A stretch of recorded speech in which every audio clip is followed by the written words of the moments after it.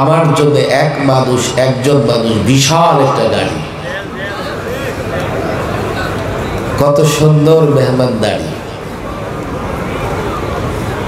গাজীপুরের মানুষ আপনারা, এই জন্য গাজীপুরে আসলে অনেক কথা বলা লাগে, আবার অনেক ব্যথাও আসে। যাই হোক, অনেক যুবকরা এখানে এসছে। সাধারণত মাঠে যারা আলোচনা করেন যুবকদের কাছে তারা খুব প্রিয়। মাদ্রাসার ছাত্ররা হয়তো আমাকে একটু একটু চিনে থাকতেও পারেন, কিন্তু আমার অনুরোধ থাকবে, পরিবর্তিত এই অবস্থায় আমি যুবকদের সামনে কিছু নিবেদন করব। মাদ্রাসার ছাত্র তো আছেই, স্কুল কলেজের শিক্ষার্থীরাও আছে, সেই সঙ্গে এই যুবকদেরও লাগবে। এই জন্য কোনো একজন যুবক অন্তত কষ্ট হলেও যাওয়ার চেষ্টা করবে না। বসবো তো ইনশাআল্লাহ? যুবকরা ওয়াদা করো, থাকবা তো ইনশাআল্লাহ? যদি মনে করো এমন কোনো কথা বলেছি যা তোমাদের কল্যাণে নয়, কথা ছুঁড়ে ফেলে দাও। যদি মনে করো আমি এমন কোনো কথা বলেছি যা তোমার কল্যাণের, সেটা তো গ্রহণ করবে তো ইনশাআল্লাহ। পরিবর্তিত এই অবস্থায় তো অনেক কথা, অনেক ব্যথা। আমি কিছুটা অসুস্থ বটে, কিছুদিন আগে জ্বর এবং ডেঙ্গুতে আক্রান্ত হই। এবার কি হয়েছে আল্লাহই ভালো জানে। বছর খানেক আগে মেহমানখানা থেকে বের হওয়ার পরে সামান্য একটু সর্দি কাশি হলেই শারীরিক আর সক্ষমতা থাকে না, বয়ান করতে পারি না, সবক পড়াতে পারি না। আল্লাহ ভালো জানেন, আমরা শেষের দিকে, আমি আমার পাশের রুমে মাওলানা আমির হামজা, এর পরের রুমে মাওলানা মনির হোসেন কাসেমি, এর পরের রুমেই ছিলেন মাওলানা মামুনুল হক। আমরা যে কজন একেবারে শেষ পর্যন্ত ছিলাম সবার একই অবস্থা, শারীরিক দুর্বলতা কাটতেছে না। মাওলানা আমির হামজা তো এক বক্তৃতায় বলেই ফেলছেন, আল্লাহ জানে কি পয়জন আমাদের খাওয়াইছে, খাবার দাবার সব তো তাদের হাতে। আমি জানি না এই খাবারের সঙ্গে আলেমদেরকে ধ্বংস করবার জন্য তারা কোনো কিছু মিশিয়েছে কিনা। অনেক কথা রে ভাই, আমি প্রায় একটা কথা বলি, 53 বছরে বাংলাদেশে অনেক পরিবর্তন হয়েছে, অনেক সরকারের পতন হয়েছে, নতুনভাবে অনেক দল ক্ষমতায় এসছে, কিন্তু এই 53 বছরে কোন রাষ্ট্রপ্রধানকে ক্ষমতা ছেড়ে পালাতে হয় নাই।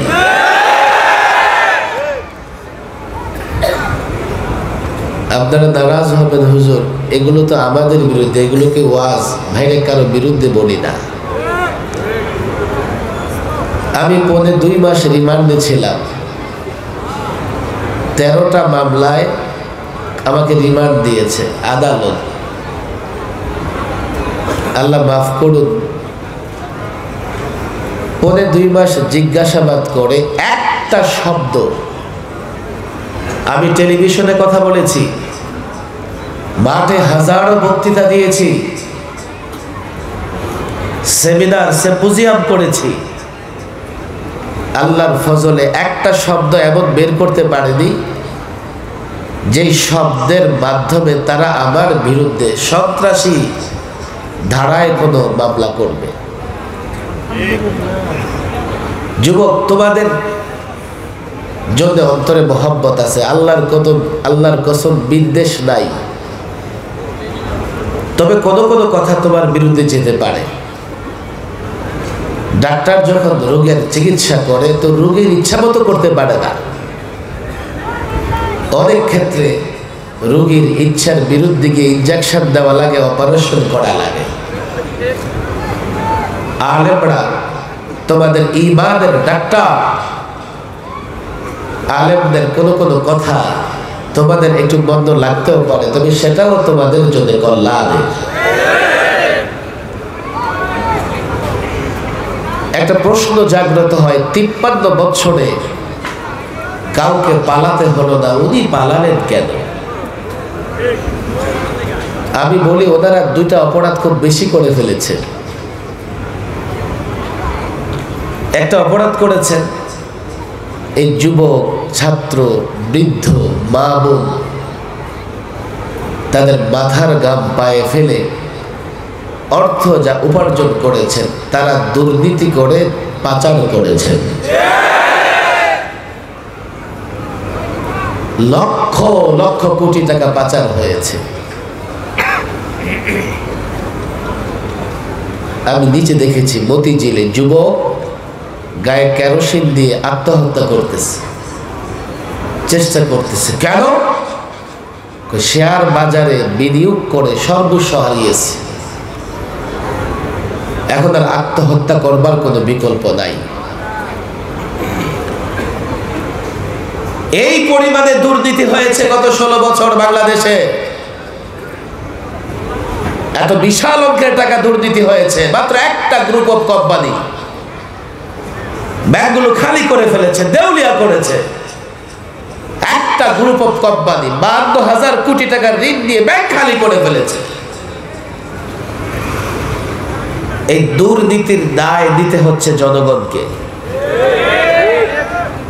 সেই দলকে কেউ মহব্বত করলে সে বলবে, হুজুর আমার দল, আপনি তার বিরুদ্ধে কেন বলেন? এই যুবক, বাজারে যখন গিয়েছ দোকানদার জানতে চায় নাই তুমি সরকারি দল না বিরোধী দল। দ্রব্য মূল্য বৃদ্ধি পেলে বিরোধী দলের লোকেরা চড়া মূল্যে কিনেছে, সরকারি দলের লোকেরাও কিনেছে। কথা ঠিক না বেঠিক? ব্যাংকের টাকা যখন তারা লুট করেছে, ওই লুটেরা জানতে চায়নি যে এটা কোন দলের নেতা, কোন দলের কর্মীর টাকা। কথা ঠিক না বেঠিক? আপনি যেই দলই করেন না কেন, সে যখন লুট করেছে টাকা, সে কিন্তু অ্যাকাউন্ট কে খুলেছে, সরকারি দল না বিরোধী দল, এটা জানতে চায় নাই। দুর্নীতির বিষয় যখন আসবে, এটা কোনো দলের পক্ষে দলের বিপক্ষে না। যে চুরি করবে সে চোর, তার কোনো দলীয় পরিচয় থাকতে পারে না। সবচাইতে বেশি চুরি করেছে তারা, তো এর চাইতে বড় একটা অপরাধ তারা করেছে। চুরি করে মানুষের হাত খালি করেছে, আর ওই অপরাধ করে দেশের মানুষের কলিজা ভেঙে চৌচির করে দিয়েছে। 16 বছরে তারা সবচাইতে বেশি জুলুম করেছে আলেমদের উপরে। কতটা জুলুম করেছে পরিমাপ করা যাবে না। সেই 11তে আল্লামা মুফতি আমিন রাহিমাহুল্লাহ তাকে গৃহবন্দী করে দেওয়া হলো। আল্লামা মুফতি আমিন রাহিমাহুল্লাহর অপরাধ কি ছিল? তিনি বলেছিলেন, কোরআন বিরোধী নারী নীতিমালা আমরা মানতে পারি না। নারী নীতিমালায় অন্তত 29টা ধারা এমন ছিল যা সরাসরি কোরআনের সঙ্গে সাংঘর্ষিক। আমাদের সঙ্গে সরকারের নানা এজেন্সির লোকেরা বৈঠক করেছে। আমরা বলেছি, আপনারাও মুসলমানের সন্তান, আপনারা দেখেন কোরআনের এই আয়াত কি বলেছে আর আপনাদের নারী নীতিমালায় কি আছে। তারা তখন শিক্ষা নীতিমালা প্রণয়ন করেছিল। আল্লামা মুফতি আমিন রাহিমাহুল্লাহর অপরাধ ছিল, আল্লামা মুফতি আমিনী বলেছিলেন, ইসলাম বিদ্বেষী শিক্ষা নীতিমালা চলতে পারে না। হেফাজতে ইসলাম 13তে কেন মাঠে নেমেছে? কেন মাঠে নেমেছে? কি অপরাধ ছিল? রাতের আধারে 2.5 লক্ষ বুলেট সরকারি অস্ত্রাগার থেকে 2.5 লক্ষ বুলেট মেরে আলেম হাফেজের বুক সিনা ঝাঁঝরা করে দিবে। কি অপরাধ ছিল তাদের? তারা বলেছে এই মাটিতে রাসূলুল্লাহর অবমাননা আমরা মানতে পারবো না। ক্র্যাকডাউন চালিয়েছে, শত শত হাফেজে কোরআন শহীদ করে দিয়েছে। সর্বশেষ 2021 আমাদের অপরাধটা কি ছিল? 2600 আলেম, মাদ্রাসার ছাত্র, যুবক, দাড়ি টুপিওয়ালা। আপনারা অবাক হবেন, একজন গরিব বেকার দাড়ি টুপি আছে, তাকেও ধরে নিয়ে আসছে। উত্তরা একজন দোকানে দোকানে পানি বিক্রি করে, তার চেহারায় দাড়ি আছে, তারেও ধরে নিয়ে আসছে। লন্ড্রিম্যান, তাকেও গ্রেফতার করেছে। দাড়ি টুপিওয়ালা দেখলেই গ্রেফতার। 2600 হাফেজে কোরআন আলেমদেরকে 2 থেকে 3 বৎসর পর্যন্ত কারাগারে রেখে তারা নির্যাতন করেছে। কারো যদি জেলখানায়, আপনাদের কষ্ট হচ্ছে না তো? আমার পরে খতিবে বাঙ্গাল বয়ান করবেন, আমি কিছু ব্যথার কথা বলে যাই। যদি আমার ব্যথার জায়গা আপনাদের ব্যথার জায়গার সঙ্গে মিলে যায়, তো ভবিষ্যৎ আন্দোলন সংগ্রামে আপনাদের পাশে তাই থাকবেন তো ইনশাআল্লাহ। আপনারা বলবেন জেল তো কোনো ব্যাপারই না। আমাদের কতজন জেল খেটেছে? আমাদেরকে স্বাভাবিকভাবে জেল খাটতে দেয় নাই। শুনলে আমি ওই জেল খাটার ঘটনা নিজের মনে হইলেই আমি কষ্ট ধরে রাখতে পারি না। আমরা জেলখানায় আমাদের কামরার জানালা দিয়ে দেখতাম, বিশাল জেলখানায় চুরির মামলার আসামি ঘুরে বেড়াচ্ছে, ধর্ষণের মামলার আসামি ঘুরে বেড়াচ্ছে, খুনের মামলার আসামি ঘুরে বেড়াচ্ছে, ইয়াবা ব্যবসায়ী ঘুরে বেড়াচ্ছে, গাঞ্জা ব্যবসায়ী ঘুরে বেড়াচ্ছে, এমনকি মাদক ব্যবসায়ী ঘুরে বেড়াইতেছে।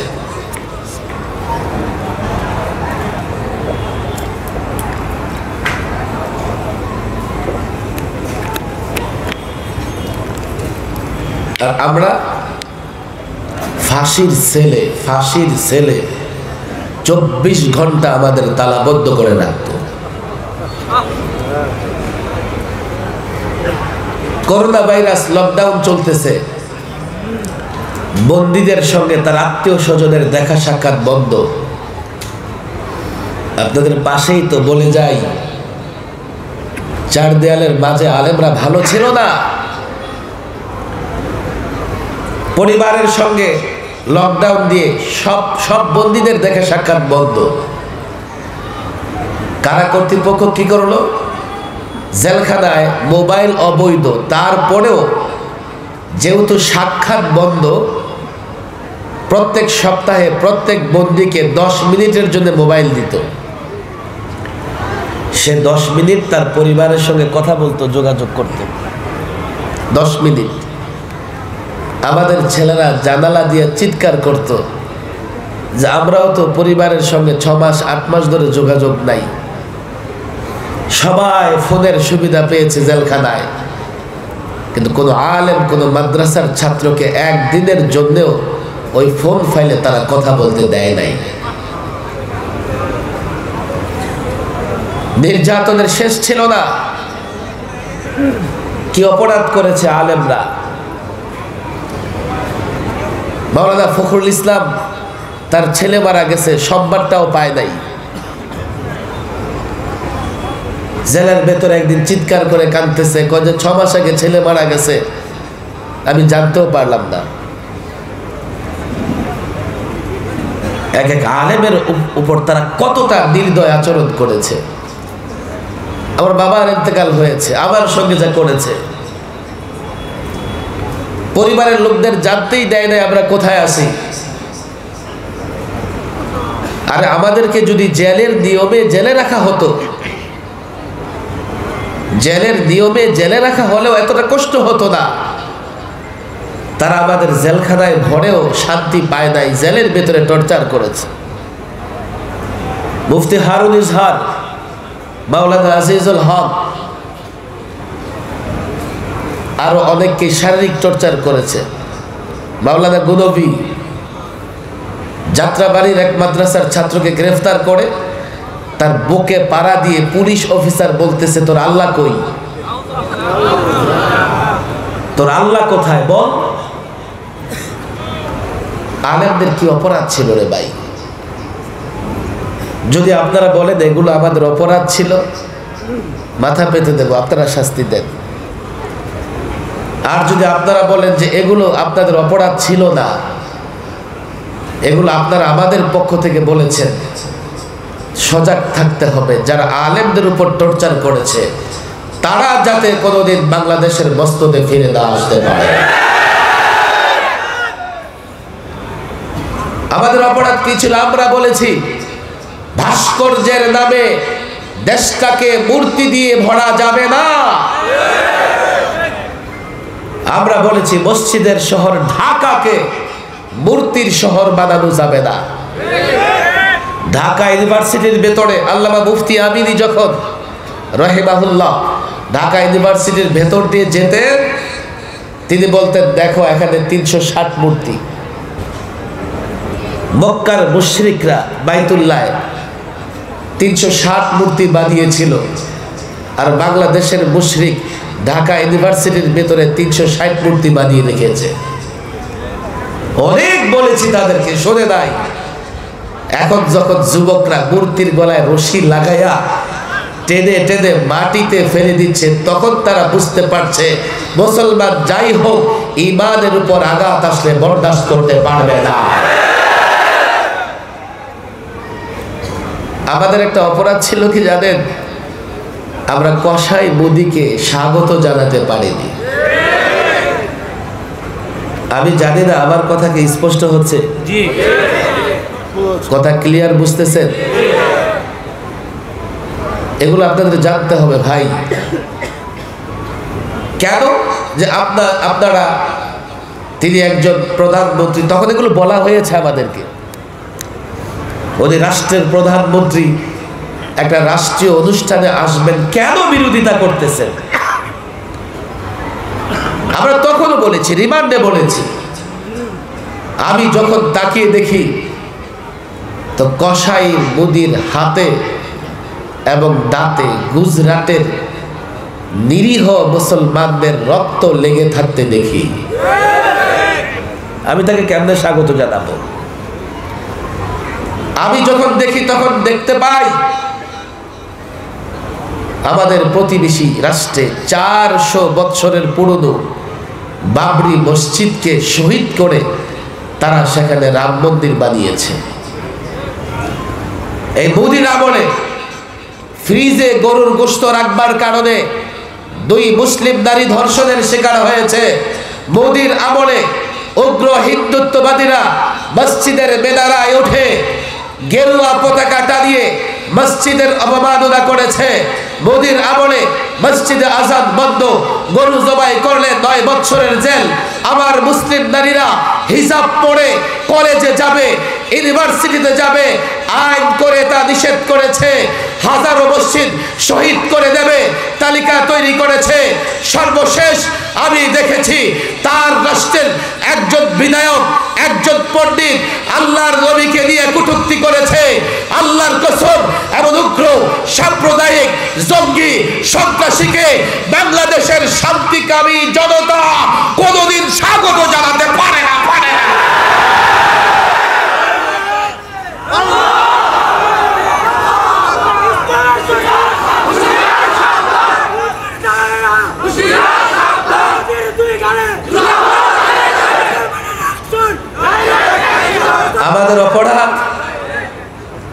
আমাদের অপরাধ ছিল 12 সাল থেকে শিক্ষা ব্যবস্থাকে পরিবর্তন করতে করতে আপনারা অবাক হবেন।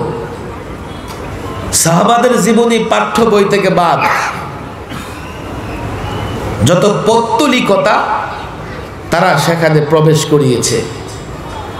সর্বশেষ তারা যে বানরের সন্তান, এটা প্রমাণ করবার জন্য ডারউইনিজম বই পুস্তকে নিয়ে এসছে। কথা ঠিক না বেঠিক? আমি বলি তোমাদের জন্ম পার্কে, এখানে সেখানে গাছতলায় তোমরা তোমাদের পরিচয় দাও, আমরা আদম সন্তান, তাতে কোনো সন্দেহ নাই। এরপরে নিয়ে এসছে ট্রান্সজেন্ডার। ট্রান্সজেন্ডার মানে কি? আমি যদি মনে করি আমি নারী, তো আমি নারী। কেউ যদি মনে করে, কোন নারী যদি মনে করে সে পুরুষ, তো পুরুষ। আরে নারী পুরুষের সম্পর্ক মনের সঙ্গে না জন্মের সঙ্গে? মনে করলে নারী নারী, পুরুষ পুরুষ নারী কেমনে হয়? এই ষড়যন্ত্র করা হয়েছে অভিশপ্ত সমকামিতাকে বৈধতা দেওয়ার জন্য। একজন যদি পুরুষ হয়ে নিজেকে নারী মনে করে, তো নারী মনে করে ঘুরতে থাকবে, কাল বিয়ে করবে পুরুষকে, তো দেখা যাবে সে একজন পুরুষ হয়ে পুরুষকে বিয়ে করেছে। আবার গল্প সাজিয়েছে, জাতি জানে, শরীফ থেকে শরীফা, তাই তো? ভণ্ডামির আর জায়গা নাই। আপনাদের কষ্ট হচ্ছে না তো? একটু খেয়াল করে শুনুন। এই যুবকদের আমি বলে দিই, দেখো, গত এক সপ্তাহ আগে এক মিডিয়ার সাক্ষাৎকারে গেছি আমি। আমাকে বলে কি, হুজুর আপনারা শুধু স্কুল কলেজের সিলেবাস নিয়ে কথা বলেন। কই, আমরা তো আপনাদের মাদ্রাসার সিলেবাস নিয়ে কথা বলি না। কত সুন্দর যুক্তি দেখেন। আপনারা আপনাদের সিলেবাস নিয়ে কথা বলেন, আপনারা স্কুল কলেজের সিলেবাস নিয়ে কেন কথা বলেন? আমি বললাম, বলতে হয়, এ দায়িত্ব আমাদেরকে জাতি দিয়েছে। বলে কোন নির্বাচনে দিয়েছে? আমি বললাম, যদি প্রতিদ্বন্দ্বী থাকে, বিরোধী প্রার্থী থাকে, তো সেখানে নির্বাচন হয়, ইলেকশন হয়। আর যদি কোথাও প্রতিদ্বন্দ্বী না থাকে, ইলেকশন হয় না, সিলেকশন হয়, নির্বাচন ছাড়াই পাস করে। কথা ঠিক না বেঠে? এটা তো তোমরা ভালো বোঝার কথা। আমি তাদেরকে বলি, কেমনে হুজুর? তোমরা যে 152 জন অটো পাস করছিল ভুলে গেছো? জাতিতে গত 2 নির্বাচনে ভোট দেওয়ার সুযোগ পায় নাই, ভুলে গেছো? ইসলাম এবং ঈমানের বেলায় জাতি আমাদেরকে বিনা প্রতিদ্বন্দ্বিতায় দায়িত্ব দিয়েছে। সুতরাং এখানে ইলেকশনের দরকার নাই, সিলেকশনের দায়িত্ব পেয়েছি। কথা ঠিক না বেঠে? হুজুর এটা কথা বললেন, সব দল আপনাদের দায়িত্ব দিছে? কারণ হ্যাঁ, বুঝেন বুঝেন, সব দল আপনাদের দায়িত্ব দিছে। আমি বললাম, হ্যাঁ, সব দল আমাদের দায়িত্ব দিছে। এই কথা আপনারা কেমনে বলেন? কেমনে বলি? নির্বাচনী ইশতেহারে প্রত্যেকটা রাজনৈতিক দল একটা কথা কিন্তু বলে। কি কথা সেটা? যে কোরআন সুন্নাহ বিরোধী কোনো কিছু করা হবে না। কথা ঠিক না বেঠে? তো কোরআন সুন্নাহ বিরোধী হলো কি হলো না দেখার দায়িত্ব ইঞ্জিনিয়ারের, না ডাক্তারের, না আলেমদের?